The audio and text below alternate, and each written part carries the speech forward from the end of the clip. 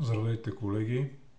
Важен бък при отчитане на ваксините за грип при Хипократ. Сега ще ви го покажа.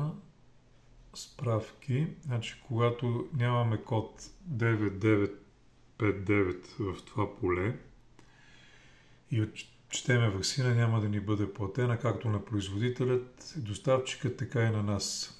За да видим кои са ни без този код, отиваме в от справки, отчет на ЗОК ново, задаваме периода за октомври месец, генерирай, и отиваме в разширена проверка, кликваме, виждате какво се отваря надолу и най-долу виждате преглед с имунизации с МКБЗ-008 без процедура с код 99.59.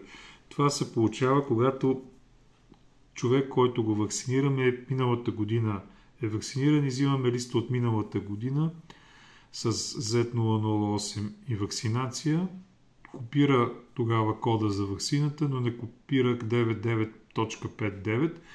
Той не остава в моторен, съответно се отпечатва, като кликнем върху него и тук виждаме в дясно на полето кои са номерата на амбулаторния лист и от кои дати.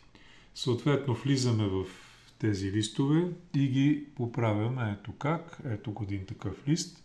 Виждаме, че тук няма 9959. Даваме горе редактирай. Стар амбулаторен. Трябва да го направим преди да го отчетеме към здравната каса. Отваря се ето вакцинация профилактична. Аз тук даже съм си я маркирал. Маркираме. Горе потвърждение и виждаме вече долу се появява. Така тази вакцинация, в случай с Вакси Грип Тетри, ще ни бъде платена както на нас, така и на производителят.